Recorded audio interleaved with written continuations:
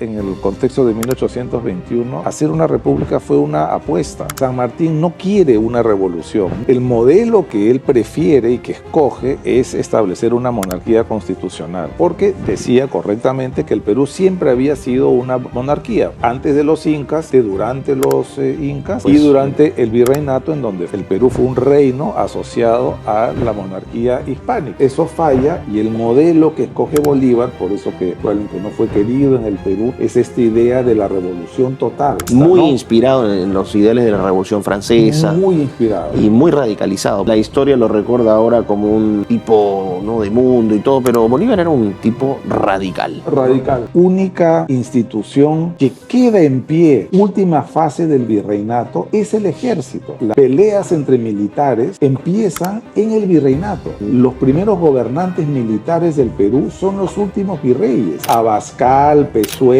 La Serna, son todos militares. ¿Por qué la historia del Perú ha sido tan injusta con un personaje como Leguía?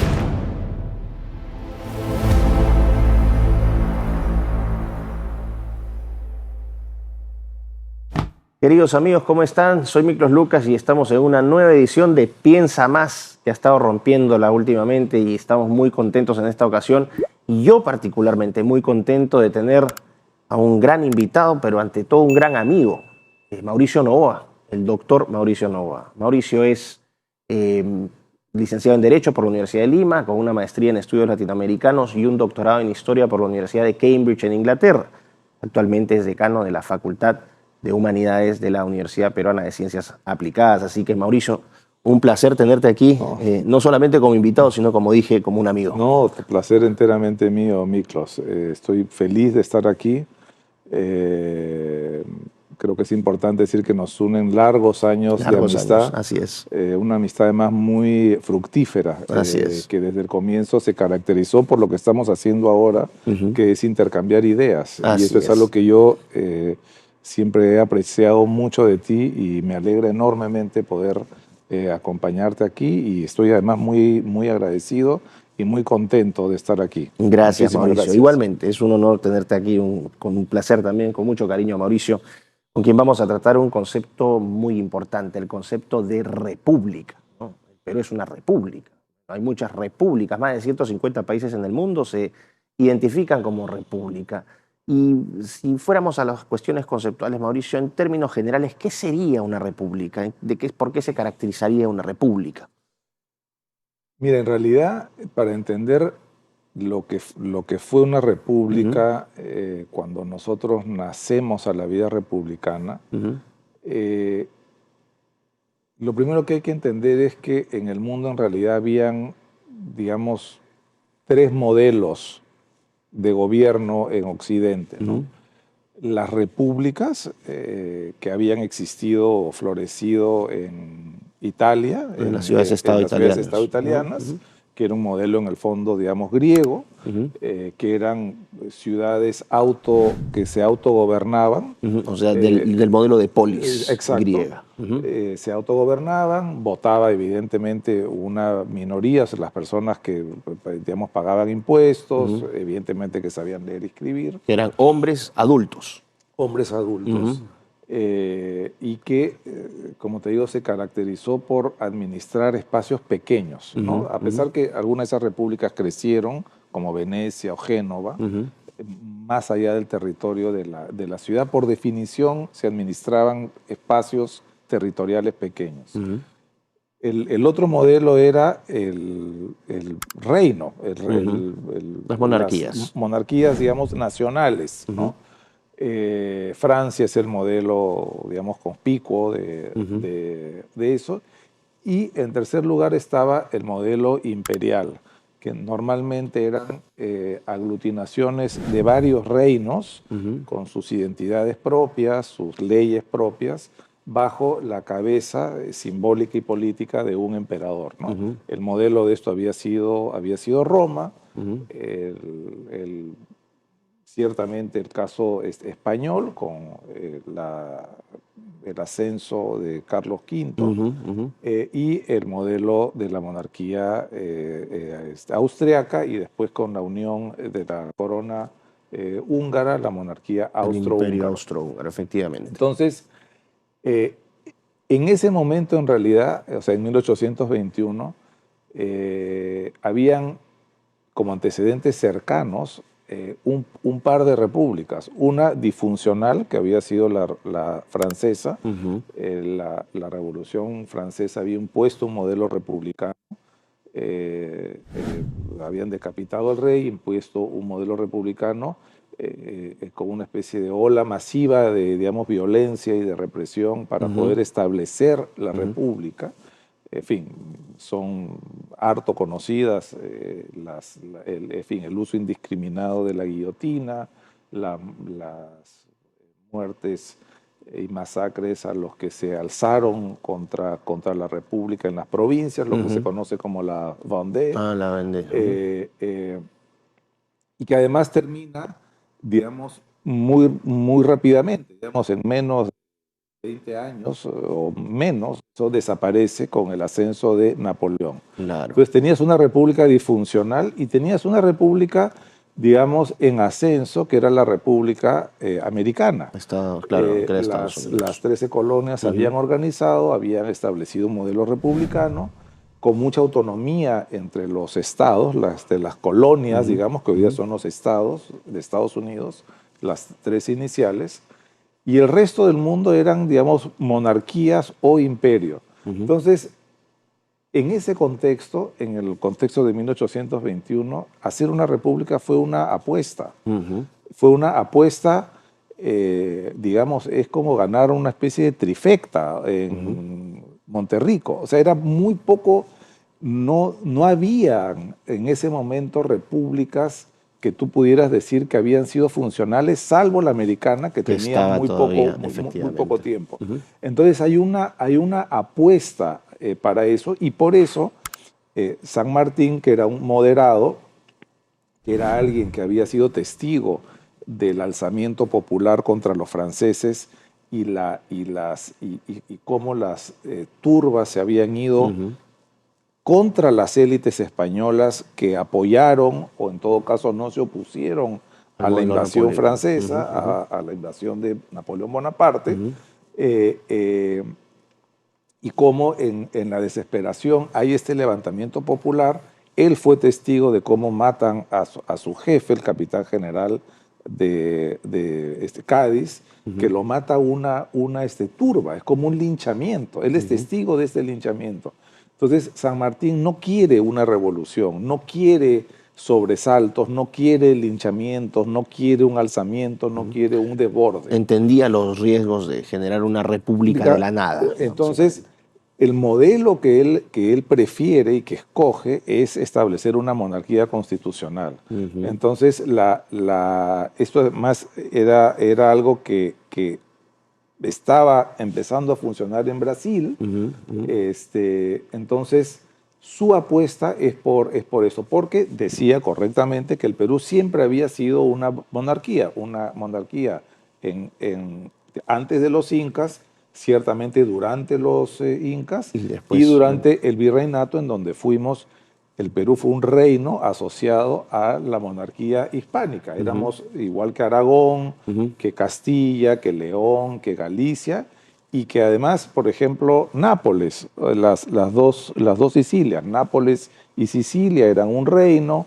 Estaba el ducado de Milán, también adscrito a la monarquía. Cada una de estas monarquías con leyes propias, con identidades propias, que confluían en la corona del rey. Y acá vale la pena recordar esta identidad que en el mundo de hoy quizás es difícil de entender, que el rey Fernando VII, que fue el último rey que tuvimos, era rey de Castilla, de León, era rey de México, o sea, emperador de México y emperador del Perú. Las dos Sicilias ya se habían separado, pero Carlos III, por ejemplo, su abuelo era rey de Nápoles, rey de Sicilia, rey de Castilla, de León y emperador de México y del Perú. Es decir, eran reinos con identidades separadas. Las leyes que se aplicaban en el Perú eran distintas a las leyes que se aplicaban en Nápoles o en Castilla o en Milán, o en su momento en Holanda, que también estuvo bajo la monarquía española. Muy interesante, y creo que sería bueno, voy a aprovechar todo este conocimiento que tú tienes, sobre todo porque la idea es hablar del concepto de república, caso peruano, ir acotando también unas definiciones. Entonces, sobre la base de lo que ha dicho Mauricio, el Perú surge como república, o este experimento republicano surge en un periodo donde las repúblicas en realidad eran modelos no probados, estaban recién surgiendo, salidas de imperios, de monarquías. Entonces, San Martín entra con ese freno, con esa precaución. Definir entonces la idea de república, de res pública, ¿no? De asuntos públicos, ¿no? La república es un sistema donde tienes representantes políticos a partir de, ¿no?, de elecciones. Son modelos donde se exalta supuestamente la virtud cívica, donde se le pide a los ciudadanos que antepongan el bien común a los intereses privados, cosa que hoy vemos también una enorme dificultad en consolidar repúblicas porque es todo lo contrario. Y muy importante también para el concepto de república, ¿no?, el imperio de la ley, el Estado de Derecho. Eso también es clave para una república, y habría diferentes tipos de repúblicas. Tendrías repúblicas presidencialistas, como el caso peruano, el caso de Estados Unidos, el caso de México, repúblicas, vamos a decir, parlamentarias, el caso de India, Hungría, ¿no?, Alemania, donde tienes un presidente que es básicamente decorativo. Tendrías también repúblicas federales, Brasil, el caso de Nigeria, que son, ¿no?, hay división entre el gobierno central, pero también las regiones tienen poder y cierta autonomía. Así que hay distintos modelos de república. Y en el caso peruano, yo ya adelanté, ahora somos una república presidencialista, pero eso en ese momento todavía ni se sabía. Vamos a regresar entonces 1821 con estas definiciones, Mauricio. ¿Qué sucede entonces finalmente? Mira, el gran debate que se da, y el gran debate en el fondo de la república, cuando tú constituyes una república, que fue el gran debate en la Revolución Francesa, por ejemplo, es si la república está constituida, o sea, y aquí es importante entender cómo operan las ideas. Y como tú bien sabes, las ideas de las cosas que tenemos hoy no son las ideas de las cosas que teníamos hace 50 años, las percepciones hace 100 o hace 200 años. Entonces, la precondición, y aquí es donde empieza a operar estos, digamos, experimentos contra la realidad, que son muy propios, digamos, del siglo XVIII en adelante. Las utopías. Lo primero que tienes que definir es qué es una nación. Es decir, la precondición de la república es que exista una nación. Me estoy refiriéndome al siglo XVIII, que es el modelo francés, ¿no? Entonces, que fue el modelo que finalmente empezamos nosotros. Y para la gente que nos está viendo, ¿cómo se definiría entonces esta nación? ¿Qué es una nación? La nación es algo que, digamos, paradójicamente, una cosa que parece tan fría, viene en realidad de las ideas románticas. Cuando los países, cuando cae el Sacro Imperio Románico, que es básicamente lo que hoy día es Alemania, con un poco de Austria. De hecho, lo disuelve Napoleón, ¿no? Claro. Se inicia con Carlomagno en el 800. Exacto. Y termina 1000 años después. Exacto.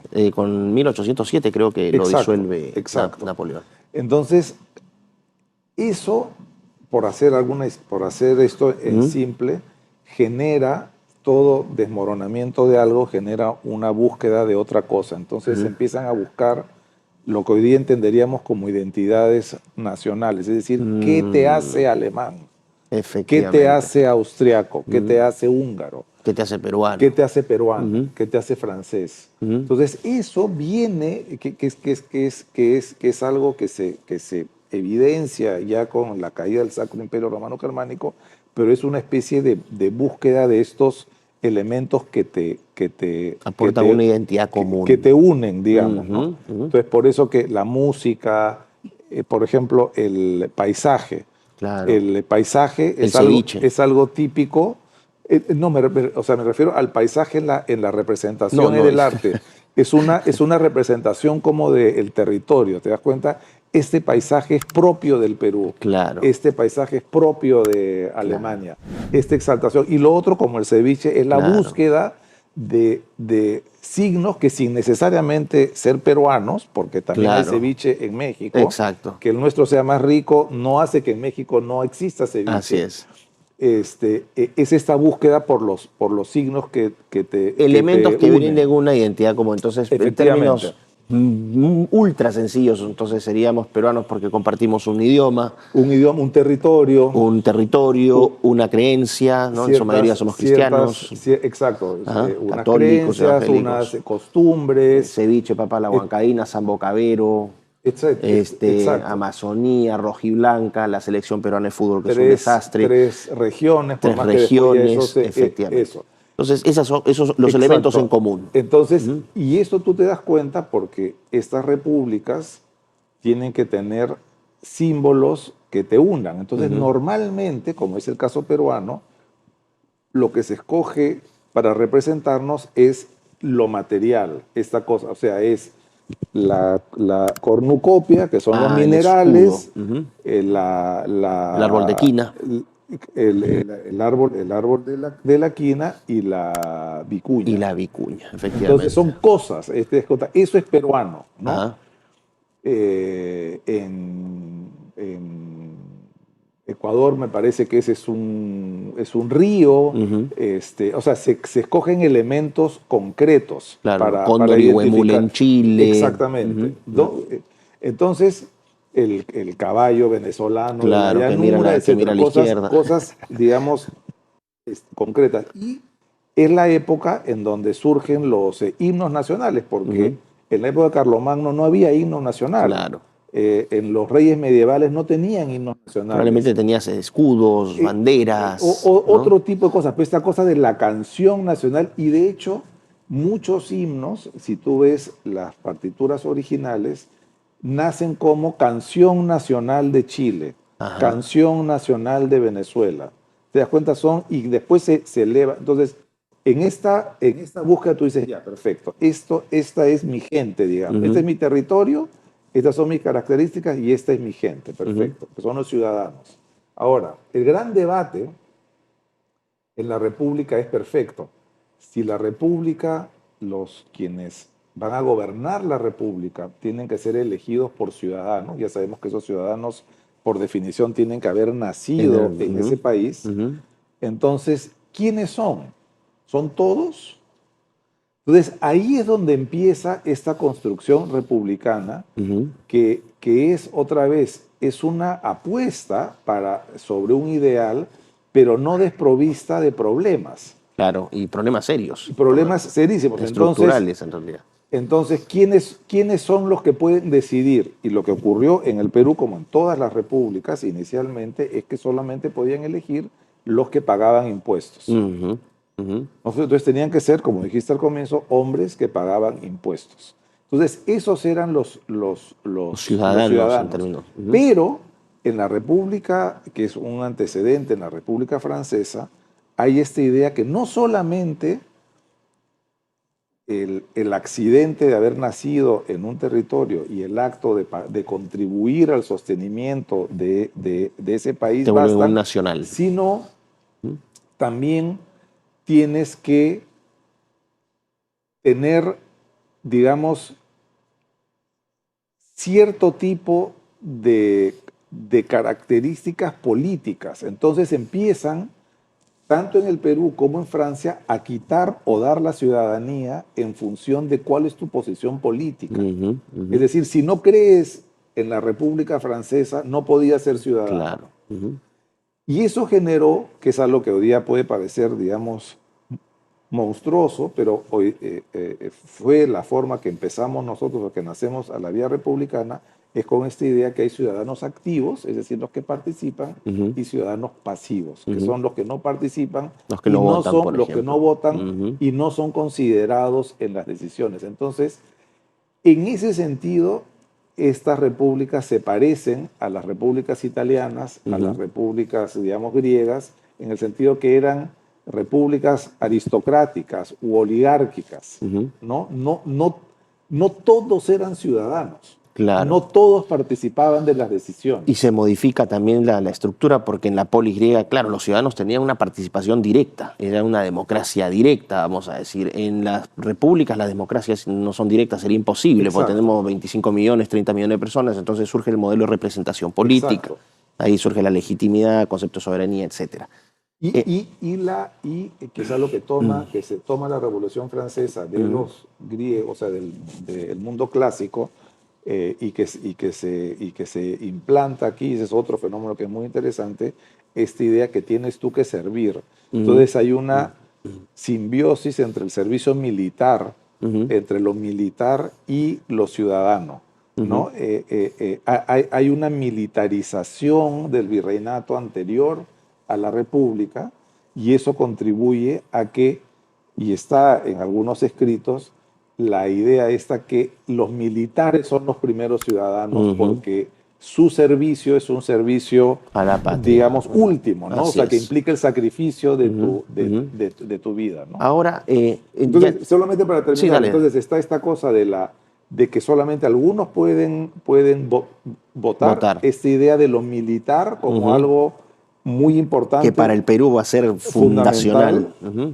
Como algo entendido, digamos, como una especie de servicio especial. Claro. Y la idea que hay otros ciudadanos que no tienen nada que ver, que no van a participar, que no van a intervenir en la cosa pública. En la res pública. Sí. ¿No? Perfecto. Ahora, San Martín queda, vamos a decir, como una especie de protectorado hasta 1822, tengo entendido. 1823 es un año importante porque tenemos la primera constitución, vamos a decir, que establece los fundamentos de la República, ¿no?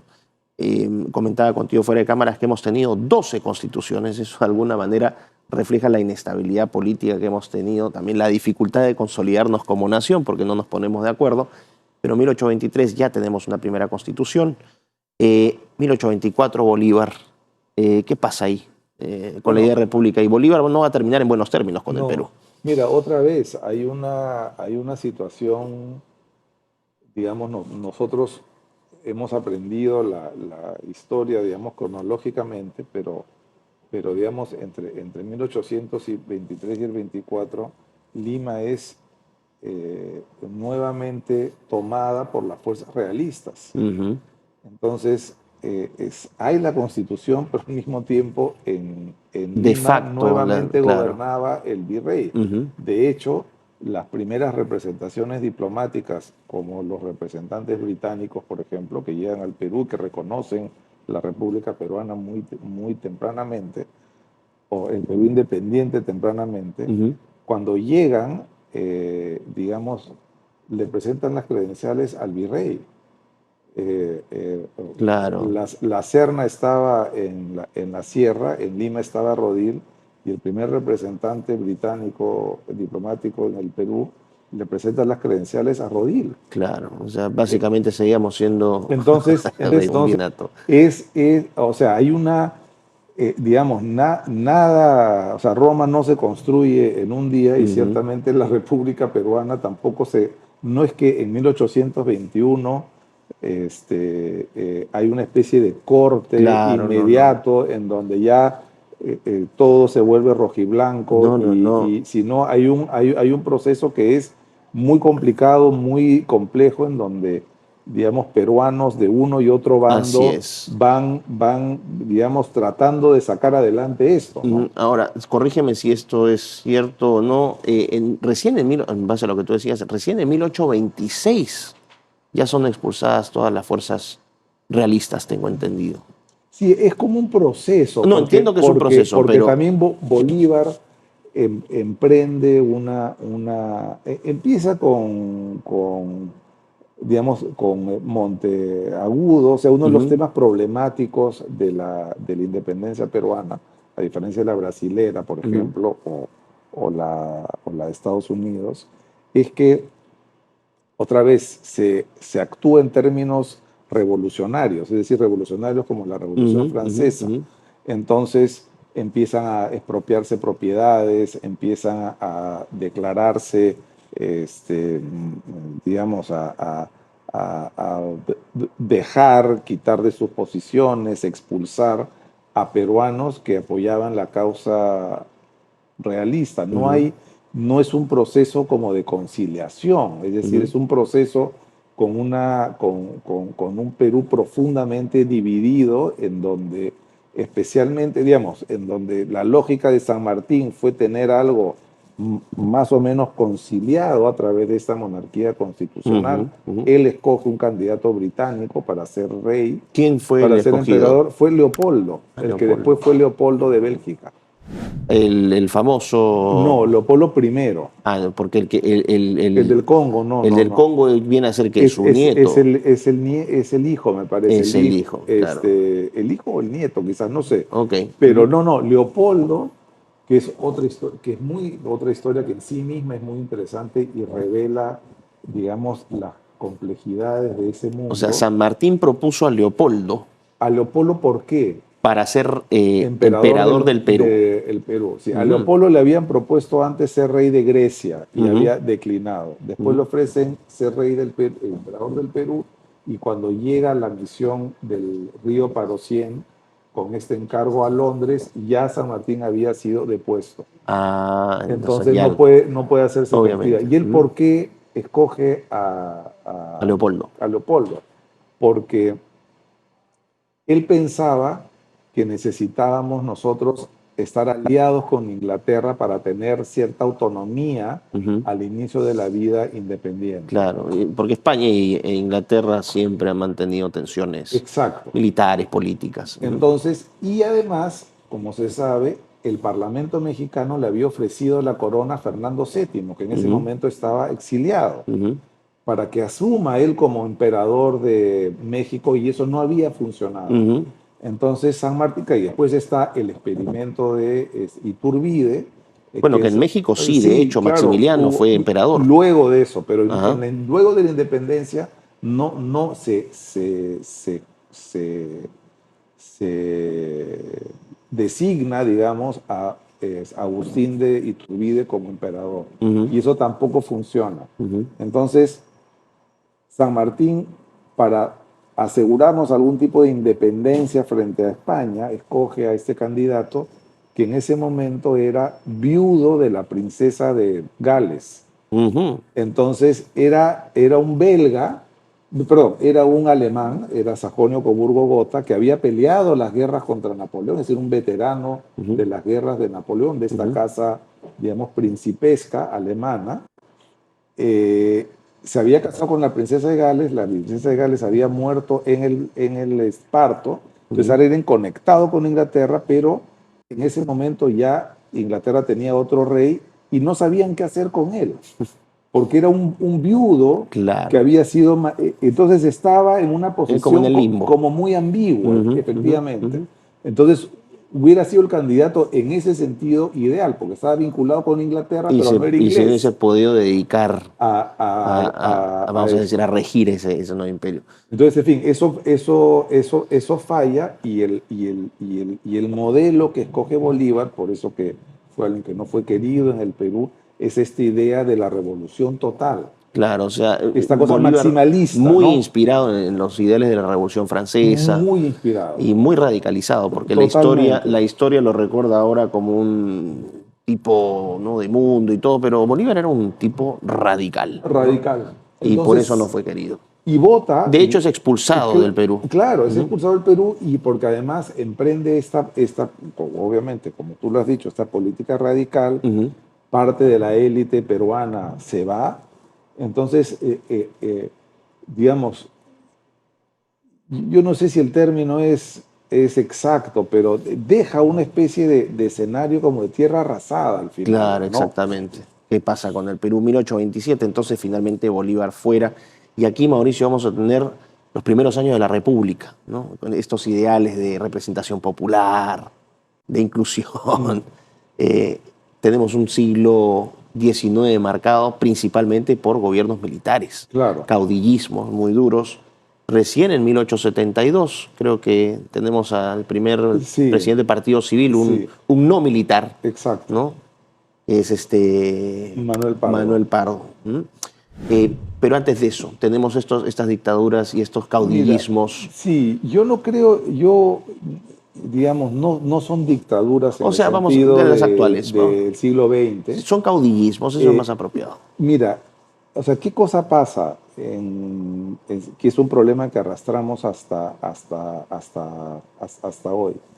A diferencia de Chile o a diferencia de Estados Unidos, el modelo peruano es un modelo que es presidencialista a medias. Ujú.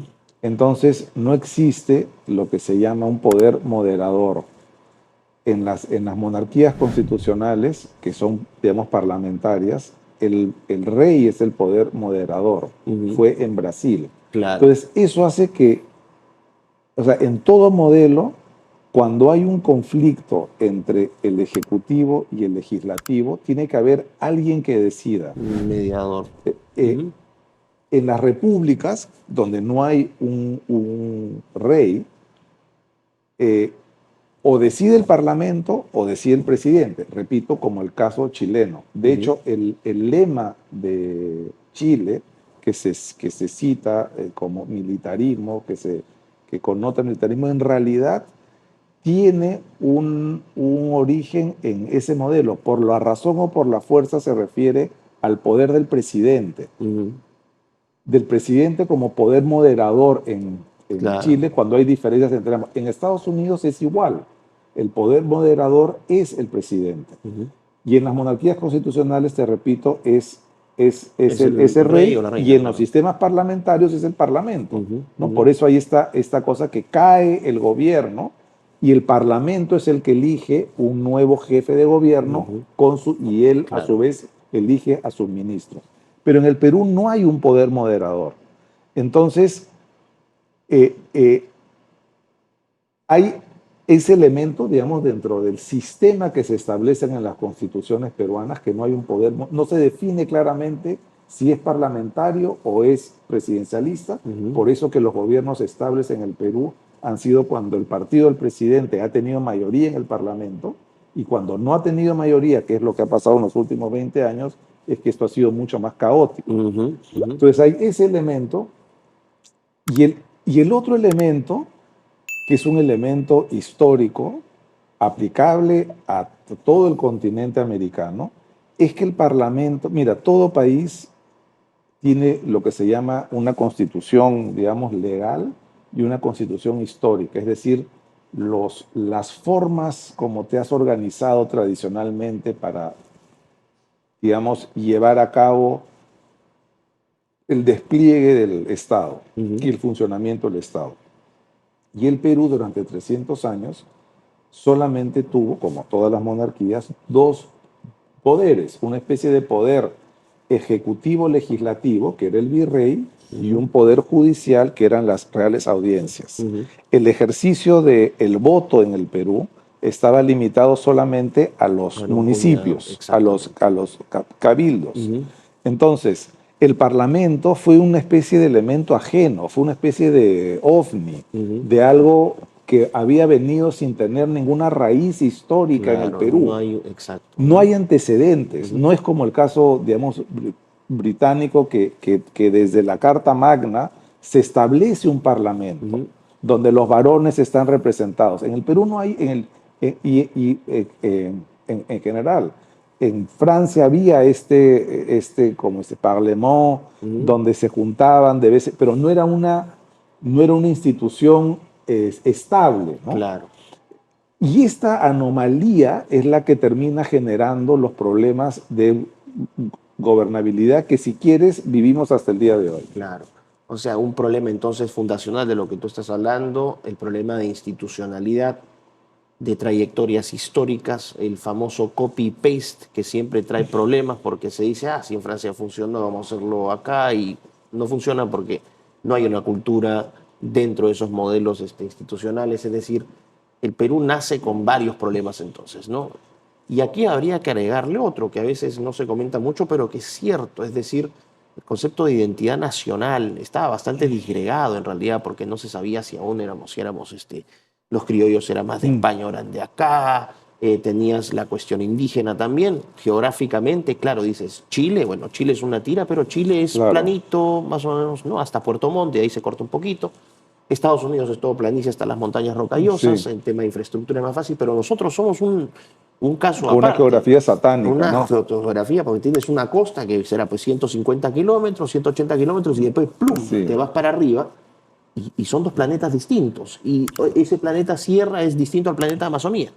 Entonces tenemos esta fragmentación geográfica que también se une, es como una especie de chocolatear dificultades, ¿no? sí, Para tratar de sí, armar este país. es una buena definición. Y ese tema geográfico, me Ujú, parece, ha, ha significado, creo que fue López Soria que decía, López Soria de la UNI, que decía que el Perú había tenido dos tipos de presidente, ¿no? El presidente abogado y el ujú, presidente ingeniero. Y ujú, el presidente ingeniero básicamente lo que había tratado de hacer es unir esta geografía satánica. ujú. Pero sí, y eso es cierto. No era así en el caso del virreinato, porque en el caso del virreinato el Perú estaba estructurado en la sierra, no en Claro. la costa. Y tenías toda Eh, una eh, cadena de valor a través de los de- metales. Ajá. y de caminos, Ujú, etcétera. No había mucha diferencia entre Lima y Cusco o ujú. Lima y Ayacucho. Claro, Era un país mucho descentralizado en el virreinato y eso se cambia. claro. Pero en el virreinato, cuando cesa el virreinato, inicia la república, esto Porque se además quiebra. se quiebran muchísimas cosas, ¿no? Por ejemplo, la, la unidad de la propiedad es indígena. Ujú, O sea, la propiedad indígena estaba mucho más protegida de lo que sucedió ujú, en la República. El latifundio es un fenómeno republicano, ujú. no es un fenómeno virreinal. No hay Exacto. latifundios, digamos, o sea, O sea, tenías no hay la haciendas, hacienda, encomiendas. digamos, estas grandes haciendas que, digamos, llegaban a las tres regiones, Ujú, ujú. empezaban en la costa y se iban casi Claro, hasta el no. Amazonas. No, no hay eso. Y entonces está este problema geográfico que se agudiza por la forma de entender el gobierno, o sea, esta Ujú. centralización en En Lima. Lima. Ujú, Eh, eh, y además, otra vez, es muy interesante porque, digamos, hay una continuidad en el Poder Judicial, o sea, muchos miembros de la Real Audiencia ujú, pasan a ser miembros de la Corte Suprema. ujú, Y también la última, digamos, única institución que queda en pie y que podemos decir que está en su auge institucional, no por la República, sino por la última fase del virreinato, es el ejército. ujú, O sea, el primer, digamos, las peleas entre militares empiezan en el virreinato. ujú. Los primeros gobernantes militares del Perú son los últimos virreyes. Así O sea, es. Abascal, Pezuela, La Serna, son todos militares. Ujú, Antes de eso no hay virreyes militares.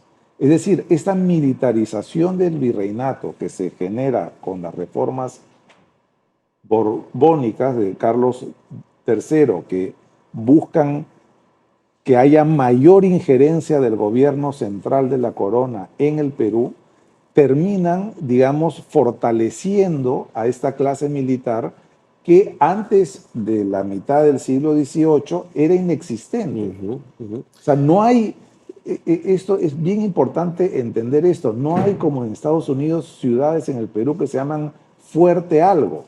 ujú, ¿Entiendes? No es un virreinato militarizado, ujú, no es una sociedad militarizada hasta finales del siglo XVIII. ujú. Entonces, esta clase es la que en el fondo continúa gobernando. Y de Claro. hecho, desde Castilla hacia abajo, todos esos militares habían sido formados en el ejército virreinal. Todos habían sido parte del ejército virreinal. Echenique, Gamarra, Castilla, La Mar, todos. Ujú. Y eso marca mucho también, ¿no?, la cultura política del Por país, supuesto. que tiene un ADN fuertemente autoritario. La gente pide generalmente orden, autoridad, mano dura. El concepto de mano dura viene incluso desde esos orígenes, eh, básicamente porque era un país difícil de gobernar, ¿no? Encuentras un territorio que es difícil de gobernar, Sí, fíjate que no es tanto, yo no creo, ¿no? Miklos, que sea tanto un tema como de mano dura, porque estos no son militares del siglo XX, No, no, sino no, pero me refiero a es lo que la cultura de mano militar y la mano militar de control, es, de dirección. es, o sea, hay obviamente una especie de conducción central, pero son, como dice Cristóbal Alcovín en su gran libro que es Caudillos y Constituciones, es que son militares constitucionalistas. Ujú. O sea, yo creo que hay que entender el siglo, cada vez estoy más convencido que hay que entender el siglo XIX, no como una especie de militarismo, o ciertamente no como un militarismo como fue el militarismo del siglo XX, sino como peleas entre partidos políticos, entre comillas, militarizados. Protopartidos políticos, ¿no? Esos fueron estos grupos de militares, es Ujú, decir, estas unidades militares que se pelean una frente a otras y que se pelean no en una guerra de exterminio, ujú, para el control político. Entonces, el poder moderador termina siendo el ejército, ujú, porque era el ejército en estos bandos que otra vez, que no llegan a ser guerras civiles, porque ujú. no es una guerra total, sino estos bandos de militares que cuando hay algún problema de diferencia entre parlamento y ejecutivo, alguna crisis política, Ujú. termina resolviéndose militarmente. Claro. Ahora, vamos a decir entonces siglo XIX marcado por estas disputas militares, 1872, partido civil, primer presidente civil. Entramos, sin profundizar en el tema de la guerra del Pacífico, ¿no? 1879-1883.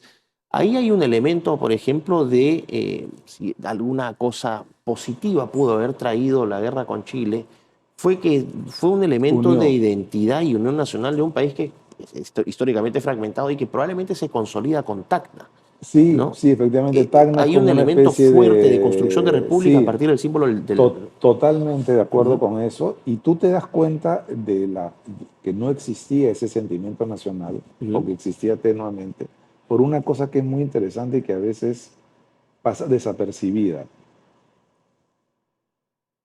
El, el primer ejército nacional, realmente nacional, o sea, Ujú. me refiero entendido Desde la profesionalización, y desde probablemente, el significado, por lo menos ujú, ideal, desde el arquetipo de lo que es bajo un una solo nación, mando, vamos a decir. ¿no? Ujú, Es el ejército que crean los franceses después de ujú, la guerra con Chile, con ¿no? Chile. Ujú, La famosa misión del general pe- Clermont, 1899. ujú, ¿Y qué es lo primero que hace Clermont? Le quita los nombres a las unidades militares.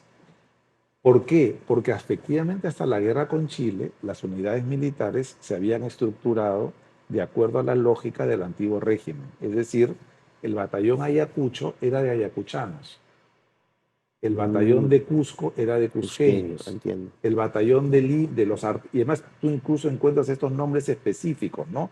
El batallón de los artesanos de Tacna, que pelearon Ujú, en ujú, Arica, el batallón Iquique, financiado por Alfonso Ugarte. Esa lógica que tú combates con tus connacionales es una lógica del antiguo régimen. Por eso que lo primero que hace, uno de los primeros gestos que se hace en la Revolución Francesa, es crear una Guardia Nacional ujú. precisamente en contraposición para ese ejército igualmente fragmentado. Es decir, los ejércitos en el antiguo régimen es una especie de federación de Claro. ejércitos de provincias. Ujú. y de estamentos O sea, incluso. probablemente de micronaciones en un momento donde necesitas una sola gran nación, vamos a Exacto. decir. Ahora, eso funciona Ujú, en las monarquías, funciona en los imperios, claro. en donde tienes el regimiento de los húngaros, de los austriacos, de los Pero como bien eslovenos. señalas, ahí hay un monarca que dirime y Exacto. pone orden. ¿Entiendes? Entonces, las ordenanzas de Carlos III estuvieron vigentes hasta la guerra con Chile. Imagínate. Entonces, 100 años. y tú te das cuenta, hay en el libro de Nelson Manrique, por Ujú, ejemplo, está como en los pueblitos muchas veces pasaba que si un pueblo, digamos, apoyaba al Perú, digamos, al ejército peruano, por no decir al Perú, ujú, el otro pueblo rival apoyó a las tropas chilenas. ujú. Claro. ¿Entiendes? Por esta microidentidad, como has Ujú, señalado tú. claro. Entonces, eso creo que te ilustra hasta qué punto esta construcción nacional fue muy frágil y la pervivencia del mundo del antiguo régimen. Ujú, claro. ¿Entiendes? El batallón Ayacucho de Cáceres, que comandaba Cáceres, funcionaba porque él y sus hombres eran ayacuchanos. El Ujú, batallón de arequipeños funcionaba porque todos eran arequipeños. Y eso se rompe recién en 1899 con la misión militar francesa, en donde dicen que vengan de todo el Perú, acá se van a acuartelar ujú. y en los regimientos va a haber gente de todo De el todo el Perú país. que se Ujú, va a mezclar. ujú. Exactamente. Entonces, pasamos, podríamos decir en síntesis que el siglo XIX es un siglo de construcción de fundamentos de república, de búsqueda de identidad nacional y Hasta, yo te diría, hasta Pardo es sí, un estado neo-borbónico. exactamente, con, ¿no? con instituciones que están arraigadas en el virreinato. Siglo XX, vamos a irnos con Tacna, después de Tacna. Tienes también periodos muy Es complicados porque tienes también, salvo este periodo de la República Aristocrática, entre 1895 y 1919, 30, ¿no? perdón, Bueno, no, sí, claro, porque se considera Leguía, hasta Leguía, sí, sí, claro. pero en el fondo Es Leguía una es una continuación. continuación. De ahí viene, bueno, Sánchez Cerro. El siglo XX también es un siglo difícil porque se continúa con esta pugna ¿no? de Es un poderes y problema que de no se mano ha militar. resuelto, es un problema este problema de no tener un poder moderador es un Ujú, problema que ujú. no se ha resuelto en el Perú. Pero mira, Pero hay, antes que sí, consigamos, Mauricio, pero hay dos elementos muy importantes que reconfiguran un poco el escenario político y la construcción de una nación en el país, que son los partidos de masas ujú, en la década del 20. Entonces, el surgimiento del comunismo, el surgimiento del del aprismo, aprismo, sin duda. te van a cambiar un montón la cosa ahí. La dinámica hasta los 50, donde surgen los partidos de clases medias, que también es otra identidad nacional, Acción Popular, PP, Partido Popular Cristiano. Pero ese periodo de 20 años, ¿qué pasa? O sea, ¿qué es lo que sucede con todas las cosas que te estoy diciendo? Es una pregunta muy amplia, pero... Mira, lo que los franceses hacen es, en el fondo, generan o forman el primer ejército nacional. Ujú, Y tú te das cuenta que hacen eso por una cosa que es muy simple. Eliminan los nombres de las unidades militares. ujú, Entonces, si existía un batallón número 2 Ayacucho ujú. o un regimiento de caballería número 3 Piura Arequipa. o Arequipa, Ujú, ujú, le quitan los nombres, ujú, justamente porque la lógica anterior, la lógica del antiguo régimen, es que en el regimiento Ayacucho o en el batallón Ayacucho sirven solo ayacuchanos. ujú, Es decir, las unidades militares representan el mundo, digamos, provinciano, ujú. el mundo de la patria chica. Claro, lo que tú ya habías comentado de que Cáceres, por ejemplo, Exacto. ujú, Entonces, Cáceres solamente podría haber regido el regimiento de Ayacucho yo, porque él era ayacuchano. y Ujú. los integrantes de ese Todos eran. batallón, Ujú, todos eran ujú, ayacuchanos. ujú, Entonces, los franceses implantan este ejército nacional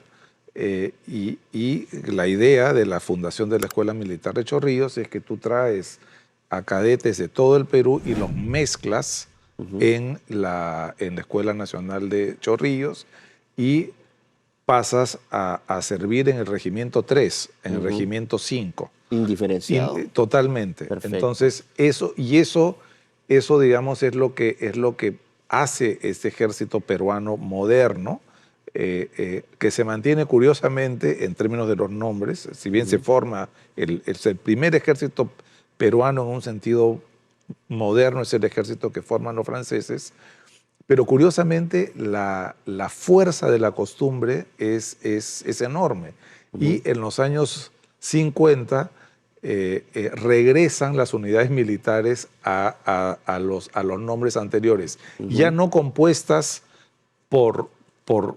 con nacionales de esas provincias, pero regresa el nombre, lo cual también te indica cómo el progreso, ¿no?, del concepto de nación. Y cómo la costumbre es fuerte, cómo hay una identidad regional fuerte en el Perú fuerte, ¿no? Pero también algo interesante, porque se reconoce Ayacucho ya no solo como un patrimonio de los ayacuchanos, sino que otra persona, otro peruano de otra parte, se va a sentir en casa también. Sí, de alguna u otra manera, en un regimiento que no sea del suyo. ¿no?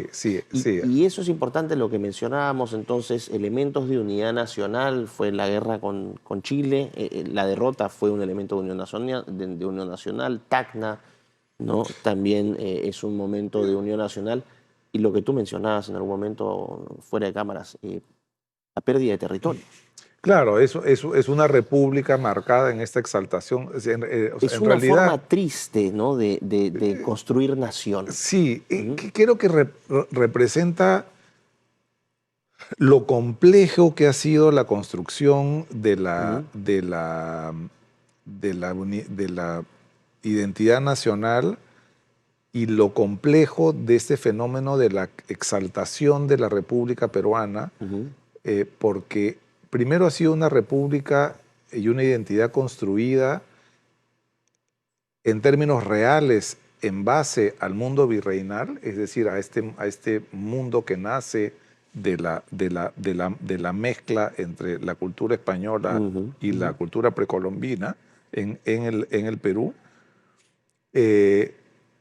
Y al mismo tiempo, en el discurso oficial hay un discurso profundamente antihispánico, que lo ves en el himno nacional, en fin, en todo un relato antihispánico. Entonces ahí nomás hay como una esquizofrenia, cuando en realidad todo lo que nos identifica en términos de nuestra vida cotidiana al peruano de hoy, la comida, los trajes típicos, el poncho es asturiano, no se concibe la música peruana sin cuerdas, sin el arpa. Claro.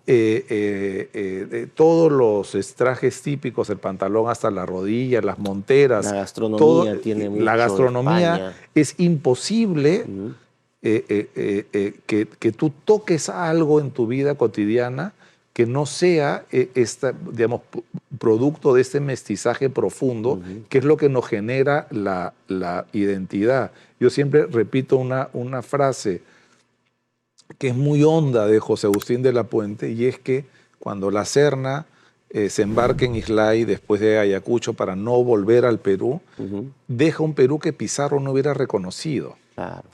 En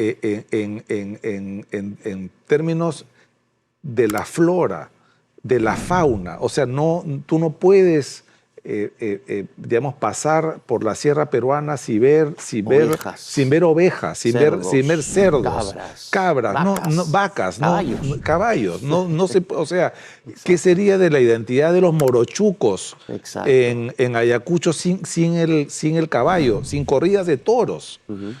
Entonces hay ese primer elemento de la construcción republicana en una cosa un poquito esquizofrénica, ¿no? Y al mismo tiempo, este tránsito de ser centro de un virreinato a ser una república nacional trajo, como tú has mencionado, digamos, el hecho que el Perú dejó de administrar una serie de territorios importantes, ¿no? Lo que después fue Bolivia era el Alto Perú, la audiencia de Chile se administraba desde Lima, la audiencia de Quito se administraba desde Lima.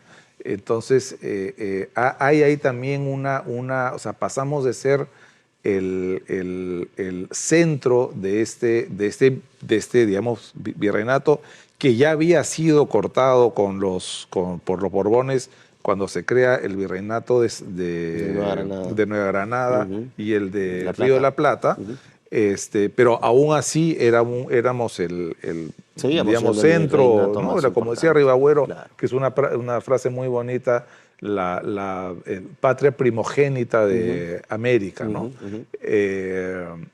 Hacer un país y que además, o sea, otra vez es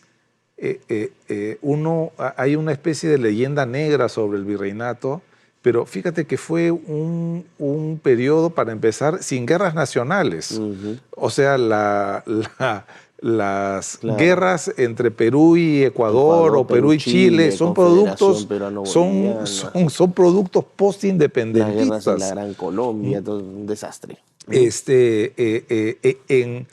Digamos, países que este es un espacio que por su tamaño, o sea, por la dimensión, el porcentaje de común que tenemos es extraordinario. O sea, yo creo que no hay un espacio geográficamente tan grande que no tenga nada en común sin que haya mediado, digamos, como es en el siglo, como ha ocurrido en el siglo XX, un gobierno totalitario. Así es. Y aquí entraríamos entonces a esta idea de que potencialmente no sería posible una gran nación hispanoamericana, ¿no? Bueno, Compartiendo algunos digamos objetivos y algunas cosas. que la hay, que la hay en la práctica, pero otra vez. Porque desde Ushuaia hasta el Río Negro estamos hablando el mismo idioma. O sea, hay poncho desde el sur hasta el norte, hablamos el mismo idioma. Somos países cristianos, o sea, hay una identidad cristiana profunda. O sea, hay una nación ahí. Uno no se da cuenta cómo, digamos, conceptos que son ya inseparables de nuestra realidad se deben al cristianismo. Cuando se produjo la libertad de culto en el Perú y la Iglesia Católica dejó de ser la iglesia oficial, nadie regresó a los cultos paganos. Así es. O sea, el culto pagano hoy día es casi una cosa turística. Claro. Tienes todas estas denominaciones evangélicas. Pero que mantienen estos ideales cristianos de la justicia, la caridad, la solidaridad. Piedad, entonces, eso yo creo que es un fenómeno que es extraordinario y que a veces, por estarnos mirando al ombligo y ver nuestros propios, en fin, nuestras particularidades, no estamos viendo el rasgo mayor común. Mira, es una cosa de orgullo para todo peruano en esta idea, independientemente de la fe que profeses, el hecho que, otra vez, desde la Catedral de San Patricio hasta la Iglesia de la Recoleta en Buenos Aires, hay una imagen de Santa Rosa en Lima. Efectivamente. O sea, hay esta universalidad de la fe que yo creo que es muy bonita, ¿no? Bueno, Mauricio, vamos a ir a una primera pausa aquí en Piensa Más. Ya estamos regresando con el concepto de república acá en el Perú. Ya nos vemos acá en Betel Televisión y Betel Noticias. Estamos de vuelta aquí con Mauricio Novoa hablando sobre el concepto de república en Piensa Más, Betel Noticias, Betel Televisión. Mauricio, quedamos entonces con esta unidad que hay a partir de la fe, por ejemplo, ¿no? El hecho de que hayan que hayan símbolos, que hayan creencias que son universales y que nos dan una identidad común.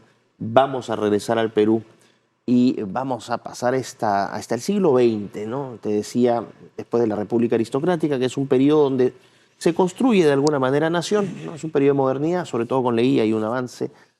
1930-1956 sería Sánchez Cerro, fin de Odría. Ese es un periodo importante también. ¿Por qué es tan importante para la consolidación del concepto de república o para el concepto de república en el Perú esos 25, 26 años? Bueno, en realidad hay varias cosas, ¿no? Yo creo que la principal es que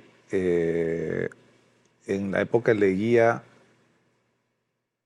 básicamente se cierran las fronteras. O sea, creo que si nosotros partimos desde donde hemos iniciado esta conversación, que es esta idea de hacer en el Perú una república nacional, y la nacionalidad implica, por definición, unas fronteras. Yo creo que el esfuerzo, digamos, más sostenido por cerrar nuestras fronteras en fin, críticas más, Ujú. críticas menos, digamos, proceso Con Leguía. que termina con Leguía. Si me permites brevemente, saliéndonos un poquito del tema, pero con un comentario muy breve, ¿por qué la historia del Perú ha sido tan injusta con un personaje como Leguía? ¿Crees que ha pasado? ¿Por qué hay tanta Mira, polémica alrededor de Leguía? yo creo que hay muchas razones. Ujú, Quizás la gran influencia, uno de ellos sea la gran influencia en nuestra élite del partido civil, ¿no? ujú, ujú. La élite peruana estuvo marcada Por la lucha con, ¿no? por su identificación con el partido Sería, civil, porque además el partido civil que genera Manuel Pardo fue en su momento un esfuerzo titánico por también modernizar el ujú, país, por desmilitarizar el país, ujú, por crear instituciones, por esta idea, digamos, por ejemplo, de la Escuela de Artes y Oficios, ujú, ¿no? Generar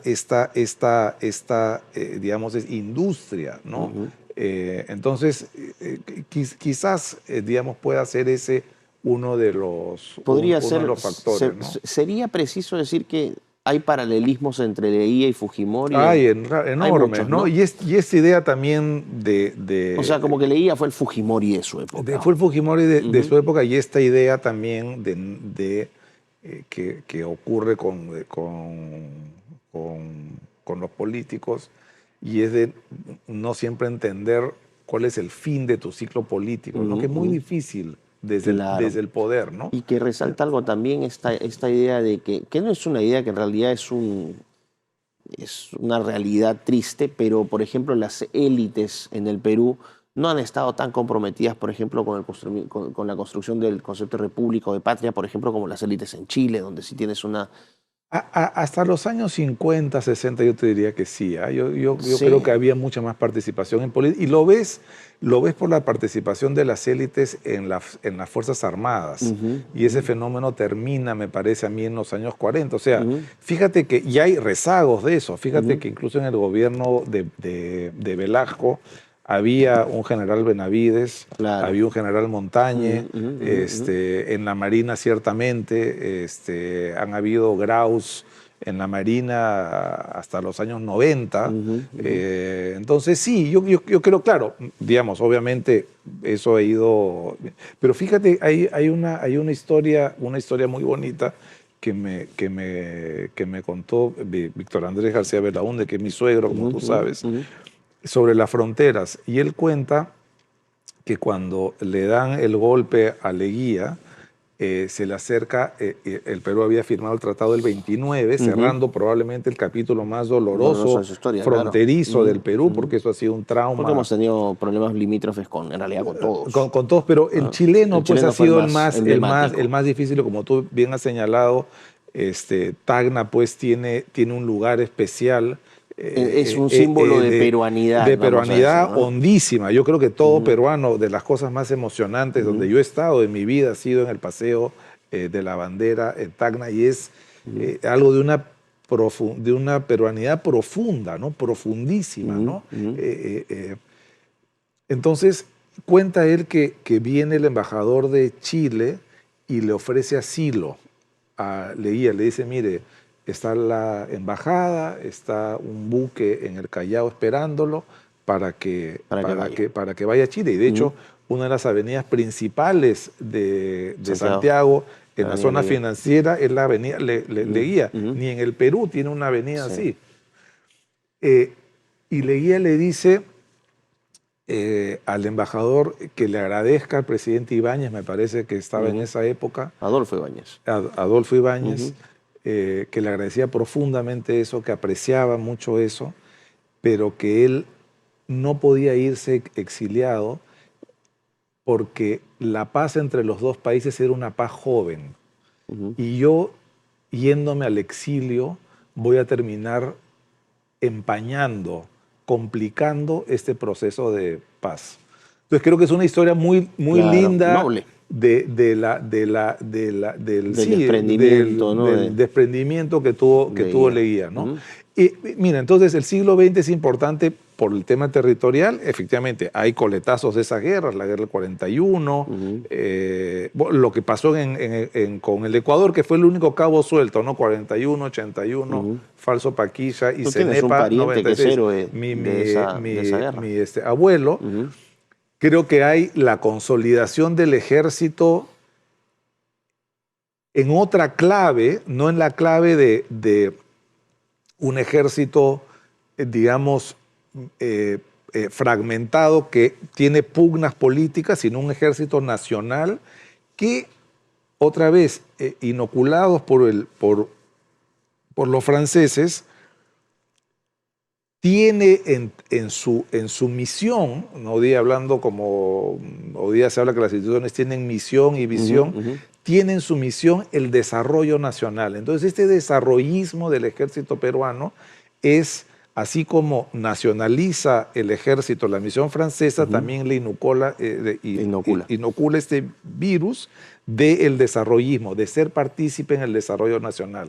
Por eso que es un ejército que en el siglo XX se involucra de otra manera en el gobierno con este modelo del gobierno institucional. Es un ejército de puente, de trocha, exacto, de caminos. Que no hay lo mismo en el ejército chileno o el colombiano. Hay, ciertamente, pero ese ejército de construcción civil...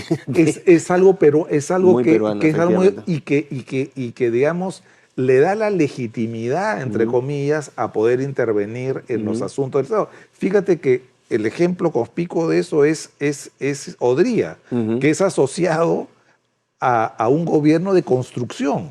Bueno, es que fue un gobierno de construcción, las unidades vecinales, el Estadio Nacional, varios ministerios. Velasco hace el oleoducto norperuano. Hace esos monstruos, esos mamotretos, el Ministerio de Cultura, bueno, que era el Ministerio de Pesquería, Petroperú. Petroperú, el Ministerio de Comercio Exterior de Turismo. Eso es otra de las herencias, es interesante ese concepto ¿no? Los militares como el desarrollismo es efectivamente planeamiento estratégico. Todo eso. Se vuelven todos, o sea, con Porter andaban todos felices. Todos. Entonces, eso es el otro factor en donde la intervención del ejército no es la misma que en el siglo XIX. Y aquí podríamos ya sacar una conclusión adelantada, todavía no hemos terminado, pero el ejército ha sido un elemento fundamental para la construcción del concepto de república en el Perú. Totalmente. No se entiende el Perú sin su ejército. No, y por eso esta idea, pues, digamos, el servicio militar. Todavía, fíjate, tan asociado está este concepto de la ciudadanía militar. Otra vez, regresamos a 1821 y regresamos a Grecia. Claro. Del militar como ciudadano, que cuando hay, que se escucha todavía mucha delincuencia en la calle, inevitable en algún momento va a haber alguien que pida el regreso al servicio militar. Porque el servicio, ya lo están haciendo ya. Porque el servicio militar, como te digo, la raíz de ese servicio militar no es solamente, digamos, enseñarle a los chicos disciplina militar y que sepan disparar un fusil, sino es una escuela cívica. Y ese discurso de la escuela cívica lo ves en el ejército español en el siglo XVIII, donde los regimientos son, dice literalmente en uno de estos escritos, deben ser lugares donde se formen modelos de ciudadanía. Claro. Ahora, Mauricio, considerando esta importancia entonces, y ya como para ir cerrando, porque es un tema tan amplio que puedes hablar de construcción de nación y de patria y de república a través del arte, por ejemplo, que es una forma también de identidad, de música, de otro tipo de expresiones, pero vamos a cerrar con el caso del ejército. ¿Qué significa entonces el terrorismo? Vamos a decir, el informe de la Comisión de la Verdad y la Reconciliación, que afecta seriamente a un elemento que uno identifica con la república, con la patria, que es el ejército. En ese caso puntual, ¿cómo ves tú, cómo lo interpretas? Mira, voy a siempre cerrar lo anterior para que veas esa simbiosis que hay. Hace unos años, me parece, a veces hay ministros de educación o gente, en fin, opinólogos, que se quejan de por qué los colegios marchan.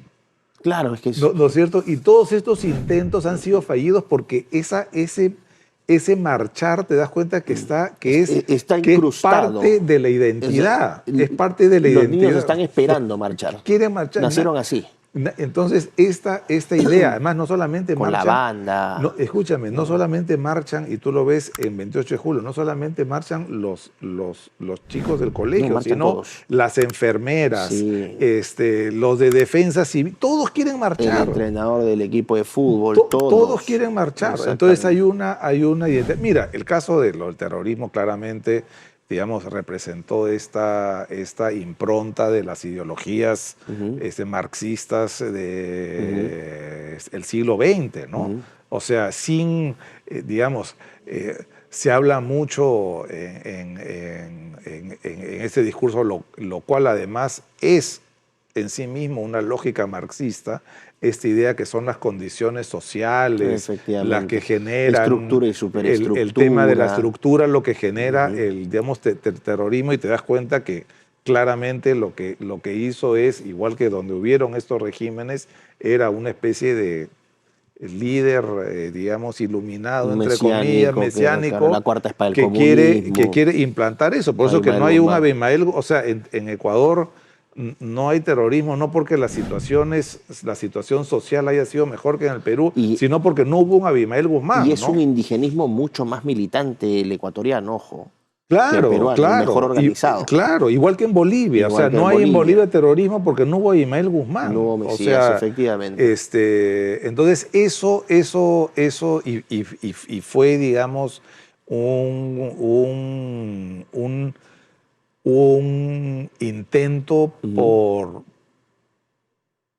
digamos, como lo fue en Bulgaria y en la Unión Soviética, Camboya en Camboya, por deconstruir, otra vez otro término marxista, digamos, el Estado peruano como una especie de Estado, digamos, decadente, que no servía para nada, que no cumplía con los servicios públicos, que era verdad también. Sí, pero, o sea, no era pero para implantar una dictadura del digamos, proletariado. Para cerrar ya, para el cierre así en un minuto máximo, minuto y medio, ¿cómo vamos? ¿Hacia dónde? ¿Qué nos queda como república en este momento actual?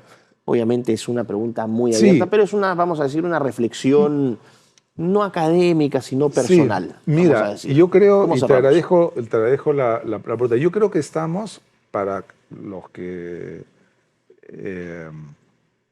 ya tienen nuestra base, digamos, como se dice, estamos como en el año 88. Es decir, estamos en una situación en donde la reconstrucción del país y el crecimiento del país y la prosperidad del país solamente se pueden dar con otro tipo de reglas distintas a las que tenemos actualmente. Es decir, con las reglas que hoy y en los últimos 15 años hemos aceptado como reglas válidas para hacer política, es imposible poder construir nada. Y mientras esas reglas no se cambien y se mantengan, es poco lo que vamos a hacer. Es decir, igual que en el 80, o que en el 88, donde teníamos hiperinflación, terrorismo, informalidad a tope, etc., la gente, la mayoría, ciertamente, de los políticos, digamos, vigentes, entre comillas, en ese momento, creían erróneamente que eso se podía resolver, o sea, que el gobierno del año 90 iba a incluir a Centromín Perú, iba a incluir un banco central no independiente, iba a incluir Entel, iba a incluir la no devaluación del dólar, y pensaban que uno se podía acomodar a eso y eso es falso. O sea, la prosperidad de los 90 y el cambio profundo que vivió el Perú en los 90 se debió fundamentalmente a un cambio de reglas de juego, de visión. Nueva constitución para ese partido. Y aún sin la constitución, yo creo, pero esta idea que que está muy vigente en la esfera política, y me refiero a esto, o la esfera, digamos, del mundo público en el Perú, que incluye opinología, prensa, políticos, etcétera, que tú puedes, por ejemplo, al mismo tiempo mejorar la seguridad en el Perú y al mismo tiempo cuestionar cada compra de patrulleros que se haga, Claro, es insostenible. es algo que es insostenible. Así es. Entonces, o esta superstición que hay en el Perú, en la esfera pública, que un ministro es políticamente responsable por lo que pueda hacer el encargado de la seguridad de un ministerio. No, es absurdo. O que es algo de suma gravedad dejar a tus hijos al colegio si eres ministro en el cargo ministerial. ¿Entiendes? Esos conceptos que lo único que generan es, digamos, la corrosión de cualquier estabilidad y que se han convertido en un arma fundamentalmente para destruir rivales políticos, es un sistema insostenible. Claro. Así es. Entonces, y yo no veo honestamente a ningún candidato que esté viendo las cosas con nuevas ideas. Todos están pensando que pueden resolver las cosas con el actual marco, digamos, legal, político, lo que sea. Y no es posible. O sea, no es posible. Pensar que es posible es tan iluso como pensar que en los 90s hubiera sido viable todavía tener Centromin, el Banco Central de esa manera, no devaluar, tener 5 cambios, dólar MUC, etc. Bueno, no es un cierre muy optimista, nos llama la atención, ¿no? ¿Qué es lo que podríamos hacer? Este tema de la criminalización de la política, que eso es un comentario personal, yo asumo responsabilidad por este comentario, gracias a la caviarada que empezó a perseguir gente después de la caída del régimen de Fujimori, criminalizó la política. Hoy todos los presidentes están presos, todos, ¿no? O con juicios. Eso no es normal. Es precisamente lo que señala Mauricio, ¿no? Tenemos que cambiar esa mentalidad de criminalizar por cualquier tontería la política. Finalmente, a partir de eso también se construye república. Así que, Mauricio, ha sido un placer tenerte en este programa. Espero que lo hayas pasado muy bien. Muy bien, estoy encantado. Muchas gracias. Muchísimas gracias. Nikos. Y a todos ustedes ahí en sus casas, sigan sintonizando Piensa Más, que terminó resultando un programa y que cuenta con su apoyo y con la audiencia del respetable y querido público que nos acompaña en cada edición. Así que un fuerte abrazo. Ya nos vemos en BT Noticias, BT Televisión. Piensa Más. Hasta la próxima.